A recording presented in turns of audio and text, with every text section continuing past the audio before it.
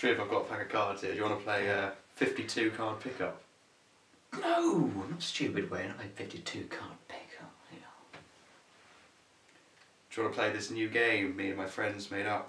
Okay. It's a new craze lately. It's like all over the internet. It's called Cowboys and Indians. Yeah, I'll play Cowboys and Indians. Sounds great. I'll be the cowboy, you be the Indian. Okay. All right. Round them up. So, we're on chapter 9.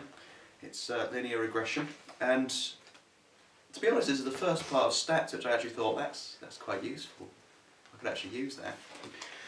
Now, it's to do with drawing linear lines and being able to find estimates and stuff. So you have two variables such as height and weight. And typically, as your height increases, your weight will also increase. So one affects the other, and it's not perfect, it's sort of like that. It's not likely to be a perfect straight line. And you want to find the equation of this straight line. Now, at GCSE what you might have done is drawn a line of best fit, measured the gradient, found the y-intercept, and then put that. But now we've got a new way. And this is in the formula booklet on page 13. It is the regression coefficient of y on x, and it's in the form y equals a plus bx, like this. Where b is the gradient and a is going to be the y-intercept, much like our y equals mx plus c form, which we're quite familiar with. Now, what it does is it finds the mean of x, well, the mean of x is going to be here somewhere, and the mean of y here, and plots that point as an extra point. It plots that while you do the maths. That's what it all does. Then it does its own best line fit, including that point. So you've got an extra point in your data set. And then you've got the line in that sort of form. What's up, Triv? I missed anyway. Missed any cards? Give me a...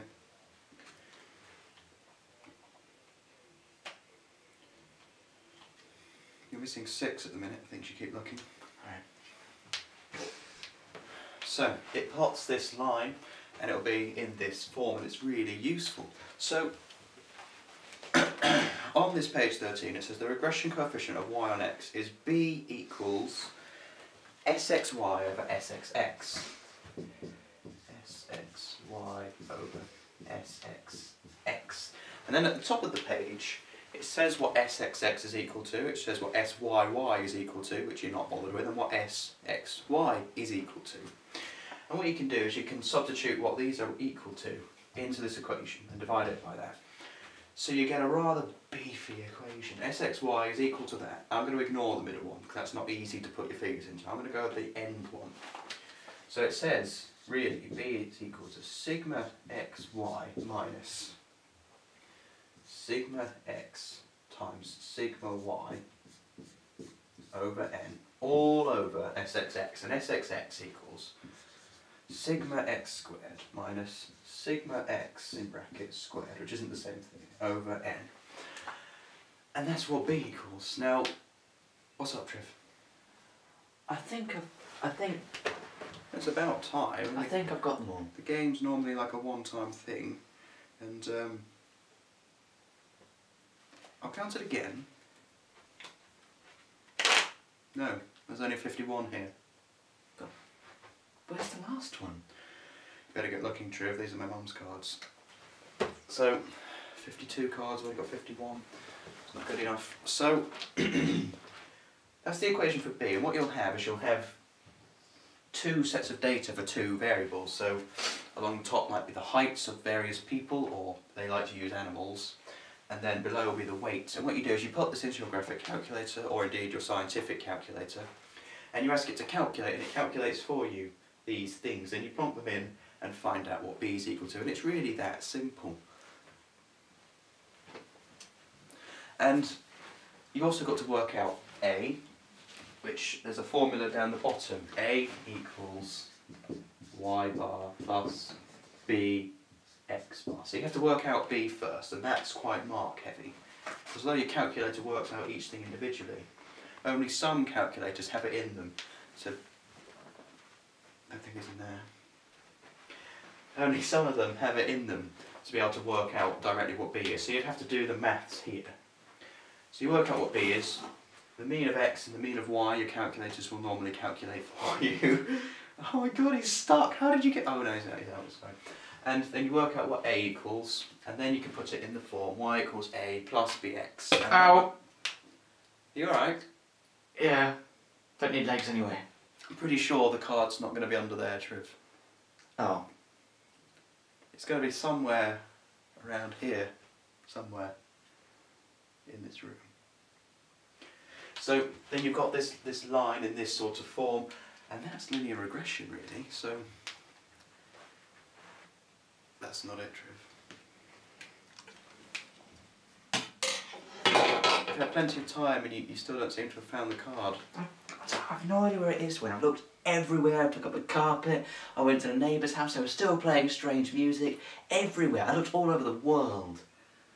Where is it? What's here, isn't it?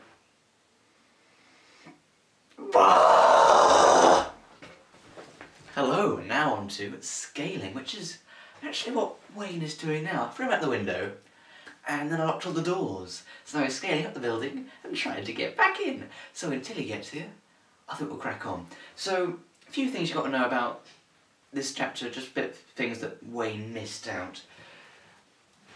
You know when it's appropriate, and a few things about explanatory values. Sorry. So, say he had a graph and he plotted the data and it was completely random, it was all like this. It wouldn't be appropriate to have a straight line with a gradient because there's no particular correlation of this data. Also, you've got to look at the data a little bit and see what it actually means. See if the one value actually does change the value, like ice cream sales. When it's a lot sunnier, the sales of ice cream go up, and that is, you could plot that and it would make sense, but something like reading age and shoe size, it does seem to have a pattern, but that's because people get older and their shoes get bigger because their feet get bigger and they get better at reading because they go through school, so that's not a causal thing. Now, on to scaling. So there's only really two things you've got to know about scaling. How it affects your values.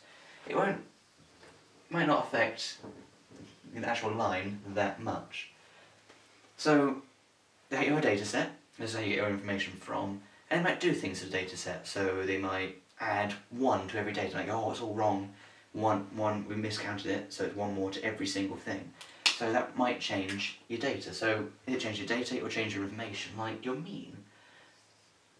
So if you add 1 to all the data, you add 1 to the mean. Makes sense.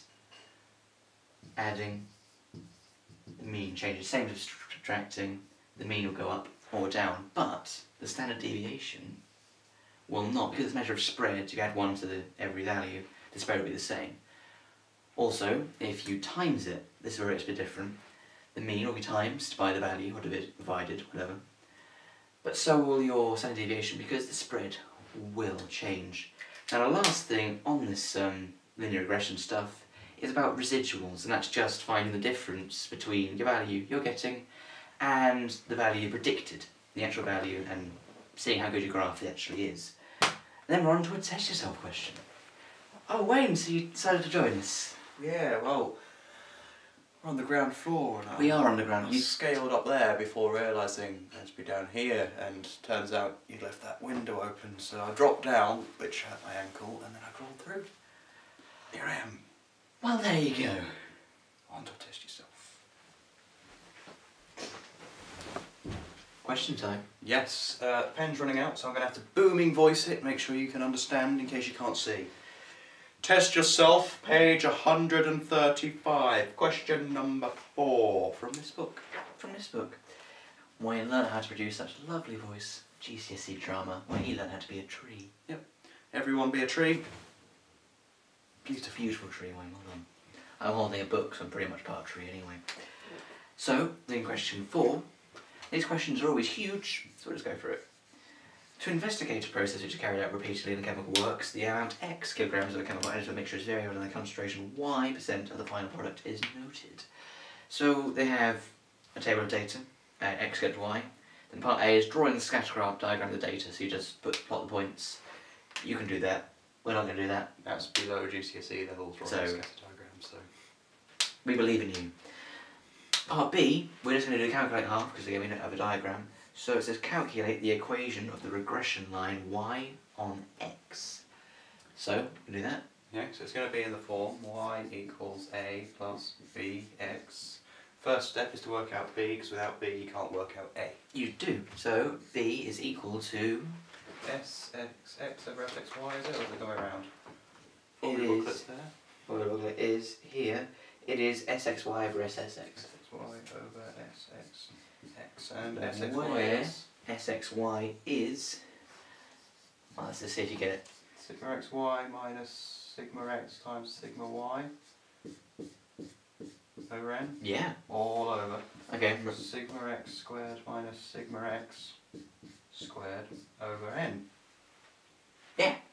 He was picking up cards at the time. So As I missed it, but there's your thing. We know it. Yeah. So, what you're going to do next is put the data from in that table Into your calculator. That's when you really need graphic calculators. There's a lot of these steps for you, like it'll work out some of x and y. Otherwise, it will take quite a long time. And as always, you want to calculate to two variables. That's the point of this question, is one varies and the other varies with it. So calculate two variables, otherwise everything Make goes sure you wrong. do that, and make sure you put the amount is 1 per every value you do, as opposed to some weird things that they sometimes do. Oh yeah, that's true. Do that. So, are you ready? Yep. Sigma xy, right down the bottom here, is 106.7. Yep. And that's minus sigma x, which is 27 times 33.1. All over 9, n is 9. You can count that yourself, you don't need a calculator. But, there you go. Sigma x squared is 96, minus, we know what sigma x is because it's up here, it's 27, and then that's squared over 9. And in fact, the calculator works that out for you too. It works out B, it's very friendly indeed, and B is...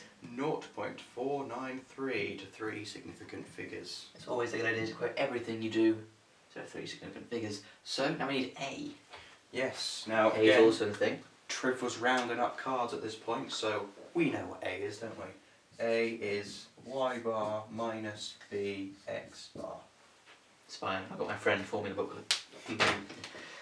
And A equals, I'm just going to go ahead and do it as opposed to writing it all out again. Yep, because again, calculator will give you this. It's 2.20 to 3 significant figures again. Always good to do 3 significant Awesome figures. sauce. So now we just write this as an equation. yeah, y equals 2.2, that's your plus CY intercept, plus 0.493 x. So that's the first proper question, and then you plot that. Yeah. Then part C, which is evaluate the residuals for the points where x equals 3 and x equals 3.5. Residuals?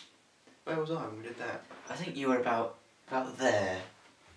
I slipped down not long after that to do it all again, it was really annoying. Oh, well, there you go. So, residuals. Residuals. Residuals are the difference between your expected value for a thing and the actual value you have in a table.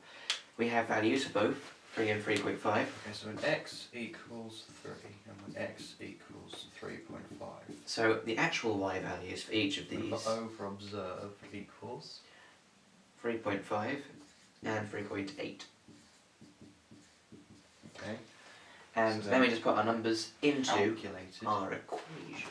But C for calculated, so you do 3 times 0.493 plus 2.20 will give you a y value at that point.